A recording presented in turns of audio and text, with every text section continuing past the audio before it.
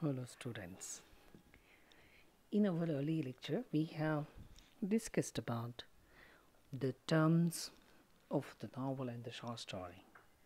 The short story terms needs to be discussed. What we have seen in the novel seem in the minimum scale to be applied to the short story. If the story of the novel is bigger one, the novel length of the novel is thousands of or hundreds and thousands of pages, short story may be of few pages, maybe of 100 pages, or maybe lesser. The line and lengths of the short story is shorter in comparison to the novel. If we look at the book, physical book, novel is a bigger size, short story is short one. At the same time, if you go through the characters, we have so many characters that may figure in the novel, but we may have only 2 to 3 or 4 minimum characters, very few characters in the short story. If the novel is to be read in years and in the days and months, the short story may be finished while reading in just one sitting or half an hour.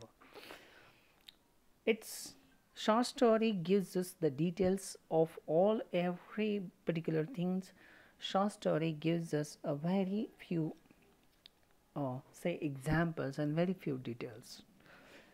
The action of the short story is quite larger, greater in scale. The description of the characters and the setting is more particular, while the short story has very less and very few particulars with respect to the characters and with respect to setting. So we have this particular thing that we see in the literature. See, when we discuss this, when we have this, we must come to know that there is, of course, the greater character complexity in the novel, while as very less character complexity, relations of the character, very few relations in the short story. The setting, of course, the setting is portrayed in larger scale in the novel, but we don't have such a setting that is given in a particular detail in the short story. So short story is a short one, the word itself indicates, and that with the example that we are going to discuss in the coming lectures or coming video lectures, that you will find them, it's more suitable to give the examples that we have studied from. So let us go through the first story that we find in the form of O. Henry. O. Henry is an American short story writer, is known by his own name, William Sidney Porter. He was born on 11th September 1862, Greensboro, North Carolina, in the USA. He was famous by his own pen name, O. Henry. Mostly he lived the life as a creative writer. In 1902, the death of his first wife, he moved to New York, and soon again he was remarried, and this has been his own creative writing and the start of the creative writing. He could write 381 short stories, and this famous short story includes The Gift of Maggie, The Last Leaf. At the same time, he was the Duplicity Handgraves, the ransom of Red Chief, and that is what we have seen. It's a O. Henry Award that is entitled after his name for the outstanding work that the short story writer, the award was given to the short story writers across the world, and that we see the Chopin Anthem is very famous short story, the retrieved reformation, that we also have some kind of a very good recognition as a very good short story. So in this way we have studied something about the author himself. Now it's time to discuss the story and what happens in the story that I am going to tell with. I will say, I will tell you what are the things that are happening in the story, because what takes place in the story is mostly to be known first. बघा ही story आहे शेवटचं पान, the last leaf. You may listen to this so-called story in English or in Marathi on YouTube. So the story is enacted and given with an animation on the YouTube. See, there was a Washington Square, a district. ह्या डिस्ट्रिक्टमध्ये असं गुंतागुंतीने असलेले काही रस्ते होते. वेगवेगळ्या ठिकाणी छोटे छोटे प्लेसेसमध्ये हे रस्ते विभागणं, त्या रस्त्याने विभागणी केलेली होती. आणि म्हणून काही अँगल्स होते, काही कर्व्स होते. एक रस्ता, त्या रस्त्याला किती रस्ते येऊन मिळतात. आणि जर काय आहे या रस्त्यांचा गुंतागुंत, जसं एखाद्या पेंटरने असे कुठेही आडव्या तिरप्या रेषा माराव्यात आणि एखाद्या कलाकाराला त्याच्यामधून काहीतरी कलाकृती सुचवावी, असे ते रस्ते त्या ठिकाणी होते.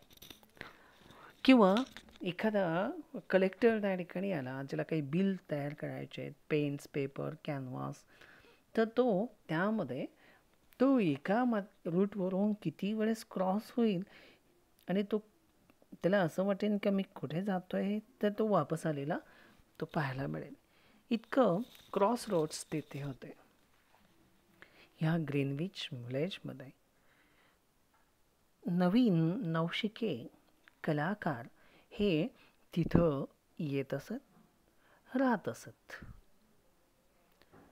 ह्या जुन्या 18th सेंचुरीच्या असलेल्या घरांमध्ये, छोट्या छोट्या घरांमध्ये, त्या ठिकाणी कमी भाड्याने, भाडे तत्वावर तिथे कमी रुपये खर्च करून ह्या कलाकारांना स्ट्रगल करत असताना ते त्यांना अफोर्डेबल होत होतं आणि ते राहत होते.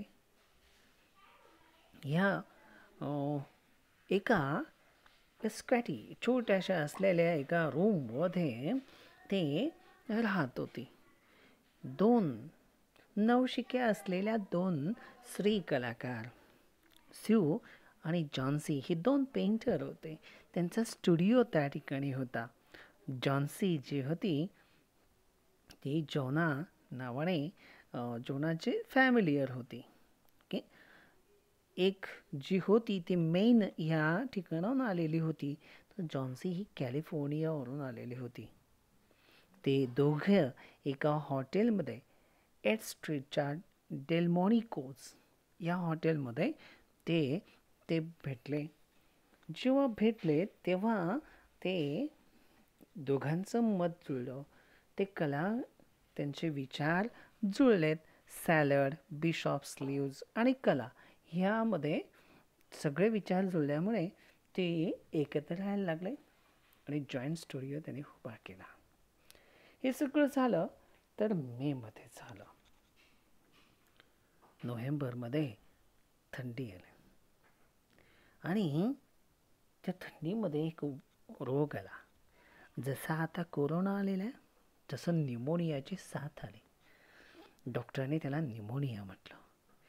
तो हळूहळू अशा भयानक असलेल्या आयसी फिंगर्सने, इमेजेस किती छान आहेत, आपल्या थंडीने आयसी बर्फाळलेल्या बोटांनी जसं प्रत्येकाला स्पर्श करत इकडे तिकडे सगळ्यांना न्यूमोनिया होऊन गेला. ईस्ट साईडकडून तो आलेला होता, पूर्वेकडून आलेला होता आणि अनेक न्यूमोनियाचे व्हिक्टिम्स झालेले होते, ग्रासले गेलेले होते.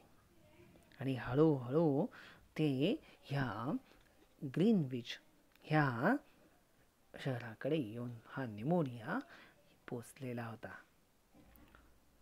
मिस्टर न्यूमोनिया हे आजार आहे. तुला मिस्टर पर्सॉनिफिकेशन केलेलं आहे लेखकाने. आणि म्हणून इथं एक छोटीशी जी कॅलिफोर्नियाची कॅलिफोर्निया झेफ्रेस, ओके, हे एक आजार आहे. त्याच्यामुळे red fisted, short breed, old duffer हे त्या ठिकाणी आपल्याला सिम्पटम्स पाहायला जातात. आणि हे ह्या सगळ्या न्यूमोनियाच्या आजाराने जॉन्सी त्या ठिकाणी ग्रस्त झाले. जॉन्सी पडून राहते, बेडवर पडून आहे आणि ती सारखी खिडकीकडे बघत असे, विंडो पेन्सकडे बघत असे. त्या विंडो पेनच्या बाहेर, त्या खिडकीच्या बाहेर नेक्स्ट ब्रिक हाऊस आहे, विटांपासून बांधलेलं एक घर आहे. आणि एका सकाळी स्यू जे आहे डॉक्टरला बोलावते आणि ते बघते ते आलेली आहे. डॉक्टर येतात. डॉक्टर त्या ठिकाणी सांगतात का 10 मध्ये 1 चान्स आहे, 10% चान्सेस आहे. आपली मर्क्युरी तापमापी काढण्यासाठी त्याने काढलं आणि टेस्ट केलं. दुसरं डॉक्टर त्या ठिकाणी सांगतो का जर जॉन्सीच्या मनामध्ये असेल तर ती त्या ठिकाणी जगू शकते, तिच्या मनात असायला हवं. आणि म्हणून जर काळजी घेतली आणि इच्छा असेल तर आजार हा आणि औषधं हे सगळं काय आहे, एक क्षुल्लक गोष्ट आहे तुलनेमध्ये. पण आत्मविश्वास आणि बरं होण्याची जी मानसिकता आहे ती प्रबळ असायला पाहिजे. Your little lady has made up her mind.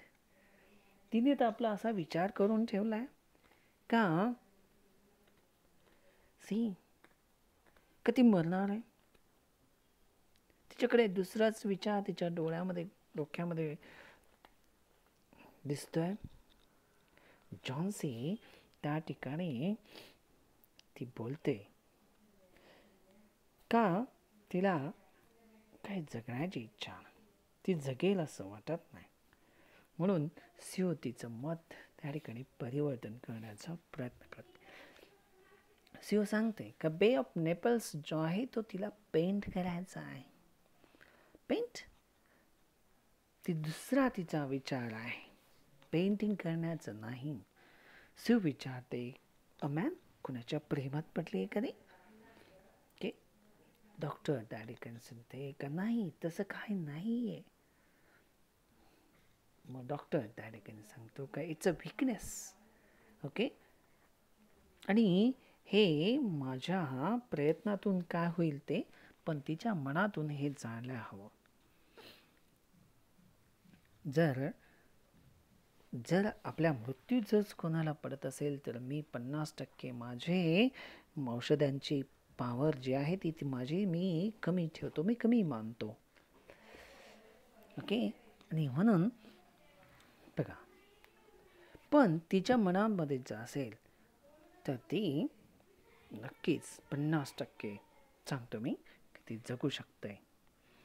Doctor त्या ठिकाणी जातात आणि स्यू जे आहे ती आपलं काम करत असते, वर्करूममध्ये जाते.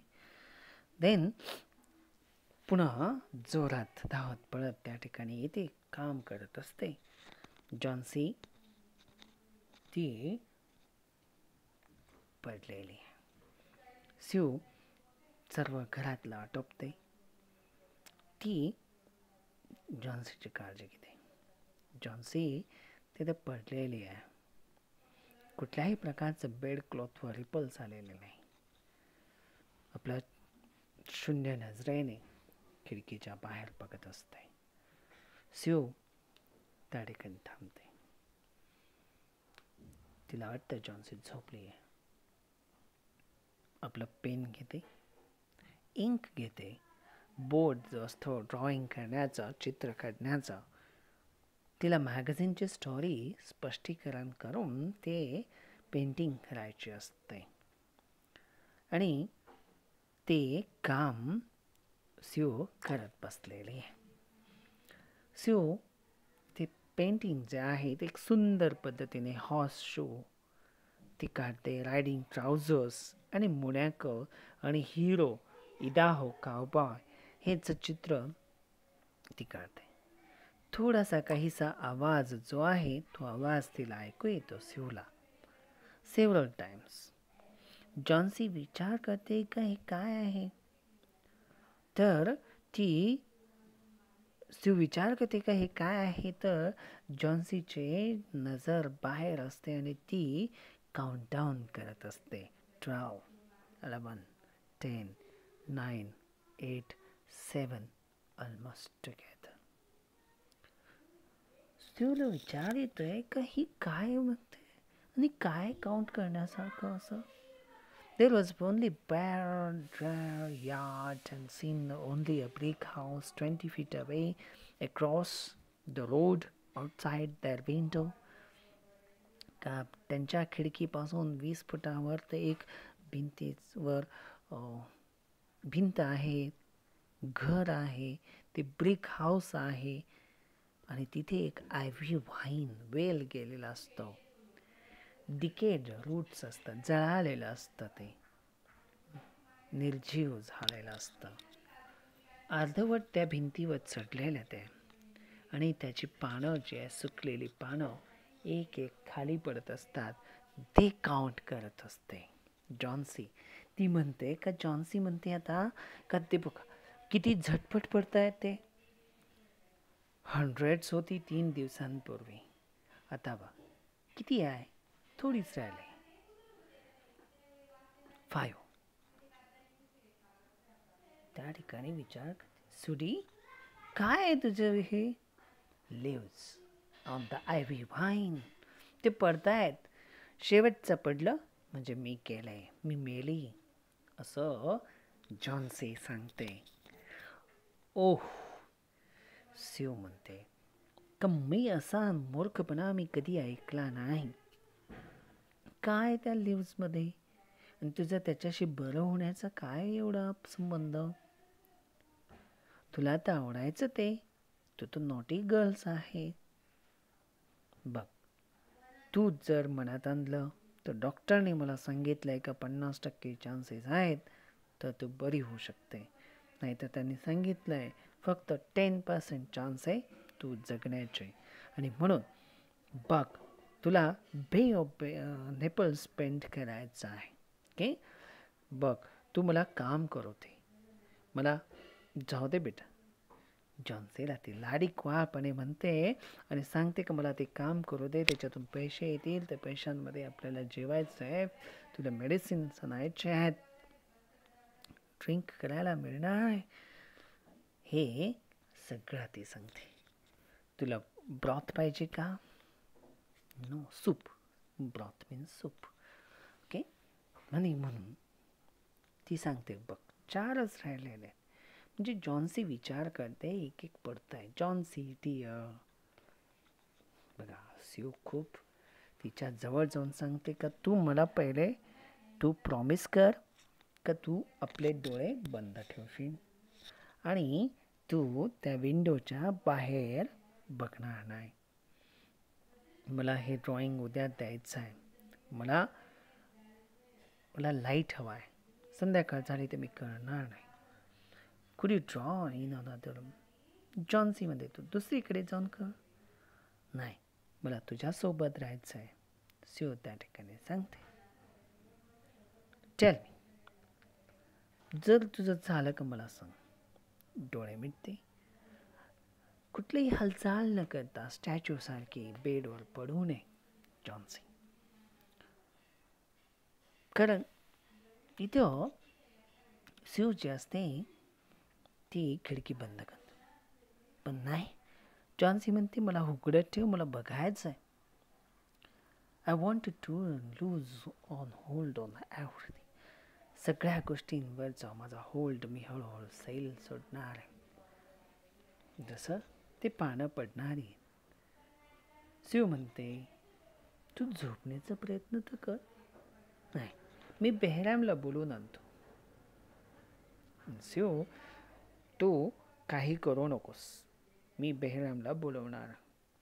Old Behram, he was also a painter living on the ground floor. आणि 60 वर्षापेक्षा जास्त आहे त्याचं. मायकेल एंजेलो सारखी बियर्ड त्याची आहे. बेहराम कलेमध्ये फेल गेलेला व्यक्ती होता.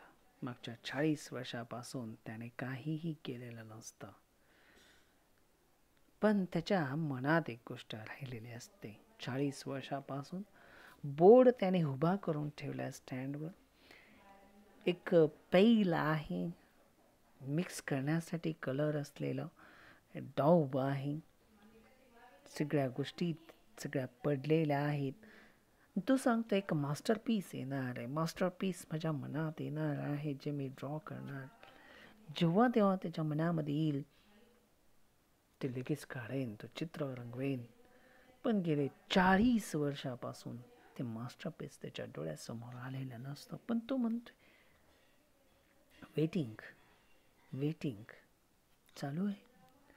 शिव जी असते ती बेहरमनला त्या ठिकाणी जुनिपर, पॅरिस सगळं त्या ठिकाणी पाहायला मिळतं. ओल्ड ब्लँक कॅनव्हास आहे, इजल पडलेला आहे आणि 25 इयर्स त्याच्यावर एकही रेष ओढली गेलेली नसते. गेल्या 40 वर्षापासून ते हे सर्व करतो आहे.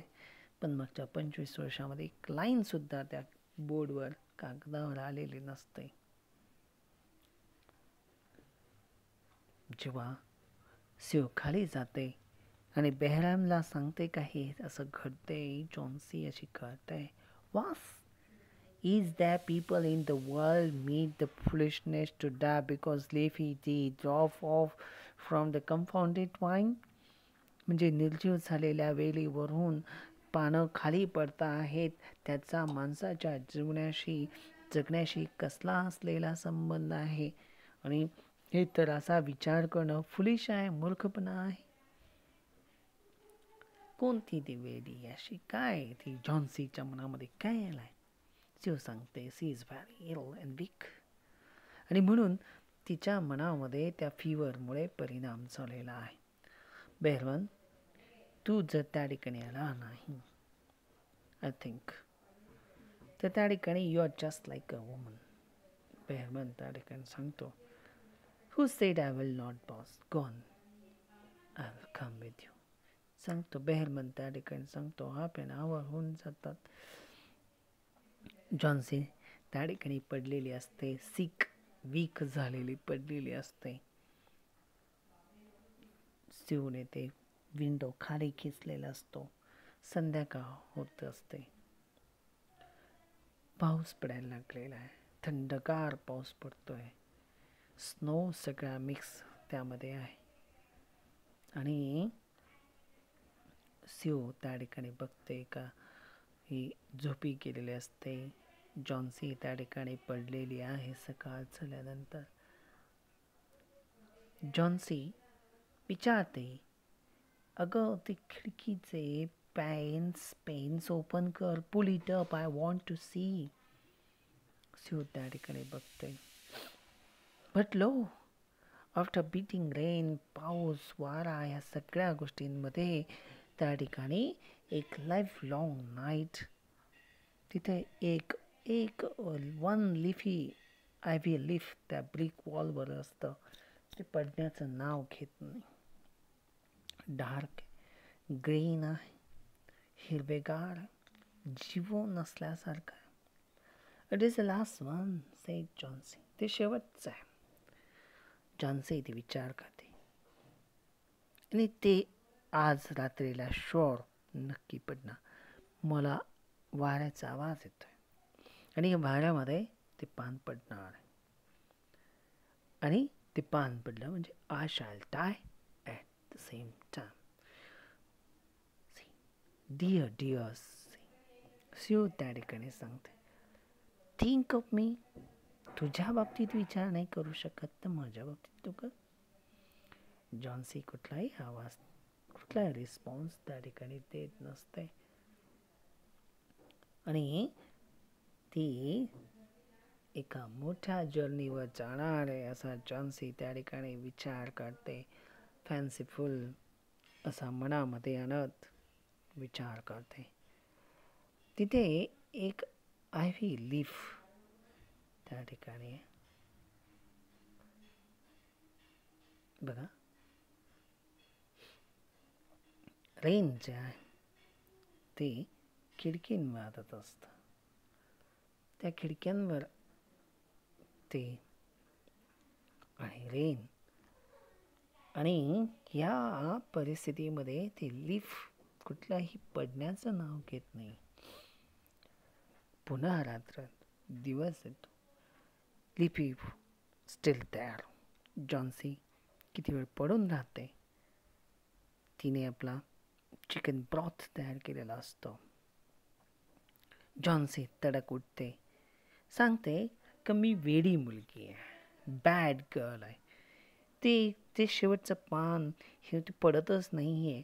त्याने मला दाखवलं की मी किती चुकीची आहे. हे सांगितलं आहे. चल मला पहिले आरसा दाखव, मला पिलो दे, मी वीक झाले, पिलो बांध माझ्या बाजूला आणि मी इथं बसणार आणि तू स्वयंपाक करते ते मी बघणार आहे. नाही, मला ब्रॉथ दे, मला पेंट करायचं आहे, मला बे ऑफ नेपल्स दे, पेंट करायचं आहे. डॉक्टर त्या ठिकाणी येतात आणि स्यू हाफ वेमध्ये जाते. Even chances sed the doctor. Doctor आल्यानंतर ते चेक करतात आणि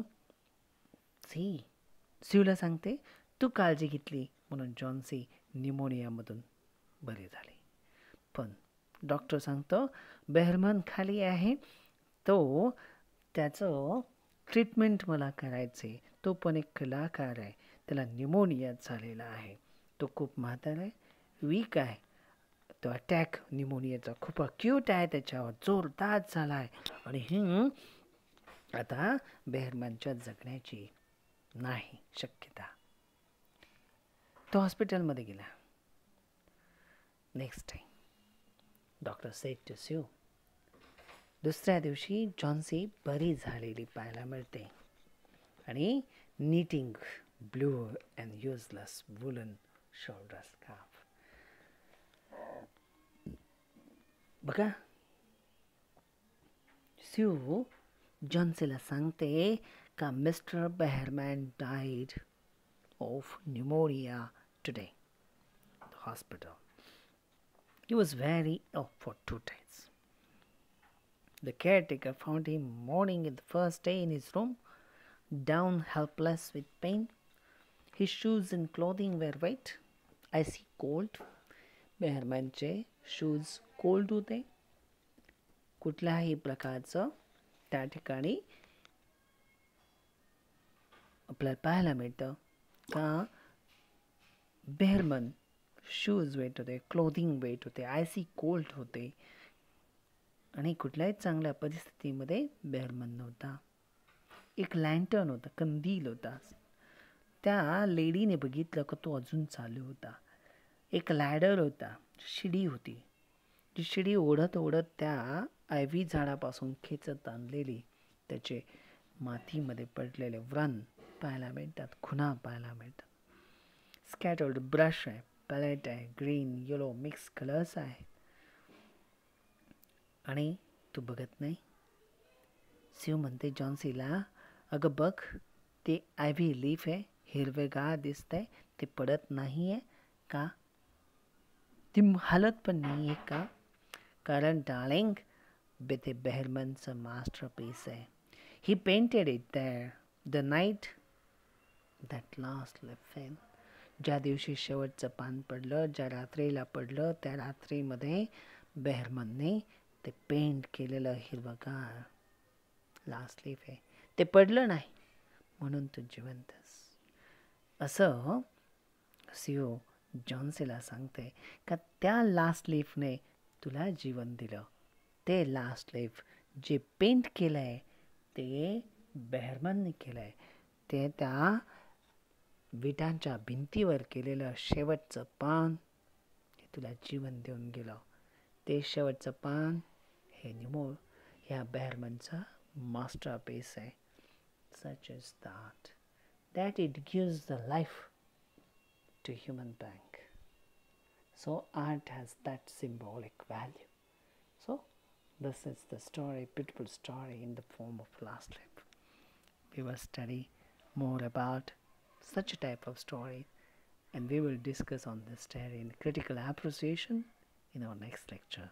I hope the story will help you. For more, you can also watch on YouTube. Thank you.